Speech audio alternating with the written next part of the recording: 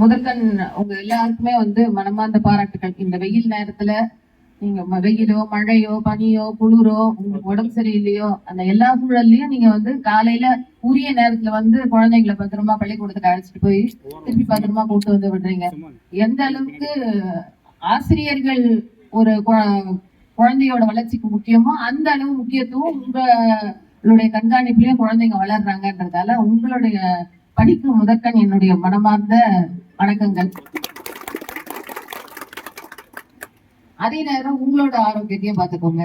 உங்களோட ஆரோக்கியம்ன்றது இப்ப இந்த வெயில் நமக்கு மே மாசத்துல மட்டும் இல்ல, நமக்கு வெயில் கொஞ்சோண்டு குளிர் கொஞ்சம் மழை 10 மாசம் வெயில் நமக்கு இல்லையா? அப்போ எல்லா காலமும் நம்ம வெயில் நேரத்துல என்னென்ன முன்னெச்சரிக்கை நடவடிக்கைகள் கடைபிடிக்கணுமோ அது எல்லாமே கடைபிடிங்க. முக்கியமா இந்த வருஷம் நமக்கு ஹீட் வேவ் அதிகமா தாக்கும் அப்படிங்கிறதால எதிர்பார்க்கவே முடியல. திருவண்ணாமலையில ஒரு அசிஸ்டன்ட் பிஆர்ஓ ஒரே நாள் தான் காலையில அமாவாசை சாப்பிடாம ஆபீஸ்க்கு மயக்கம் போட்டு விழுந்தாரு. அடுத்த நாள் அவரு ஒரு வாரத்துல இறந்துட்டாரு. பயமுறுத்தத்துக்கு சொல்லல, எச்சரிக்கையா இருக்கணும்னு சொல்றேன். எந்த அளவுக்கு நம்ம தண்ணி எடுத்துருக்கோம். நீங்க எல்லாம் வெளியிலயே எக்ஸ்போஸ் ஆறீங்க வெயில்ல. அப்போ நீங்க போதுமான அளவு தண்ணி குடிக்கணும். அதே சமயம் உப்பு கலந்த மாதிரியும் மோரோ இல்லைன்னா எலுமிச்சம்பழத்துல உப்பு கலந்த பழச்சாரோ இல்லைன்னா உப்பு சர்க்கரை கலந்த தண்ணியோ ஒரு டம்ளராவது கொஞ்சம் குடிங்க. அது நம்ம உடம்புல இருக்க எலக்ட்ரோலைட் வெளியே போச்சுன்னா அது திருப்பி காம்பன்சேட் பண்றதுக்கு உதவும். டாக்டர்கள் சொல்றது எல்லா உறுப்பும் நல்லா இருந்தாலும் நீர் சத்து இல்லைன்னா காப்பாத்தாங்க. உங்களை விட உங்களுக்கு கண் பார்வை ரொம்ப முக்கியம்.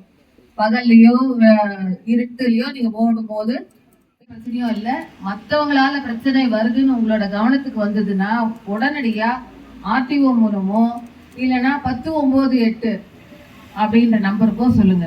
இது தவிர நீங்க போற பாதையில எந்த இடத்துலயாவது சாலை சரியில்லை, அந்த இடத்துல குண்டு குழியுமா இருக்கு, அந்த இடத்துல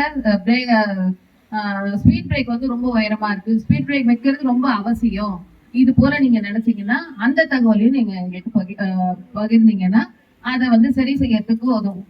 அடுத்தது இந்த ஊர் மக்கள் அப்படின்ற முறையில உங்களுக்கு இந்த பகுதிக்கு போக்குவரத்து வசதி தேவைப்படுது, இல்ல வர்ற பஸ் ஒழுங்கா நிக்கல, பிள்ளைங்க தொங்கிட்டு போறாங்க, உங்க கண் பார்வைக்கு படுற எந்த தகவலா இருந்தாலும் எங்களுக்கு பரிமாறுங்க. நீங்களும் தவறுகளை சுட்டி கேட்கலாம். ஏன்னா இது சமுதாய பொறுப்பு எல்லாருக்குமே இருக்கு. அன்னைக்கு ஒரே குடும்பமா இருந்தோம், அண்ணன் பையன் அக்கா பையன் எப்படியா இருந்தாலும் எல்லாரும் கண்டிச்சாங்க, எல்லாரும் கூட்டா வளர்த்தாங்க. இப்ப அந்த கூட்டு குடும்பம் இல்ல, கண்டிக்கிற பாவமும் விட்டு போச்சு.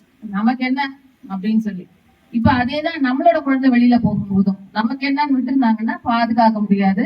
அதே போல நம்ம சாலை விபத்துல யார் யார் பாதிக்கப்பட்டாங்களோ உடனடியா கொண்டு மருத்துவமனையில சேர்க்கிறவங்களுக்கு 5000 ரூபாய் இருந்தது, இப்ப 10,000 ரூபாய் மாத்திருக்காங்க. நீங்க உடனடியா தகவல் கொடுத்து அவங்களை கொண்டு மருத்துவமனையில சேர்த்து அவங்களுடைய உயிரை காப்பாற்றுறதுக்கு உதவினீங்கன்னா உங்களுக்கு அந்த விருது கொடுப்பதற்கான நிகழ்ச்சியும் இருக்கு. அந்த அளவுக்கு உங்களுக்கு கௌரவிக்கிற அளவுக்கு நம்முடைய தமிழ்நாடு அரசு ஒரு முயற்சி எடுத்திருக்கு. இதை கொஞ்சம் உங்களோட சக நண்பர்களுக்கும் பரிமாறுங்க.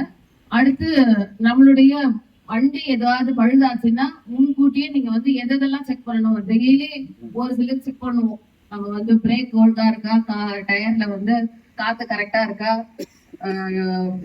ஃபியூயல் கரெக்டா போட்டிருக்கோமா, உங்களுக்கு ஒரு லிஸ்ட் ஆஃப் ஒர்க் வச்சிருப்பீங்க, அது தவறாம செக் பண்ணுங்க.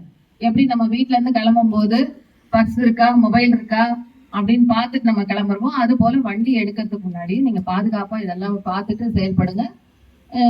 வெயில் நேரம் அப்படிங்கிறதால நமக்கு தீப்பற்றக்கூடிய நிகழ்வுகள் அதிகமா இருக்கிறதால கூடுமான வரைக்கும் கொஞ்சம் நிழப்பாங்கான பகுதியில வண்டியை நிறுத்துங்க.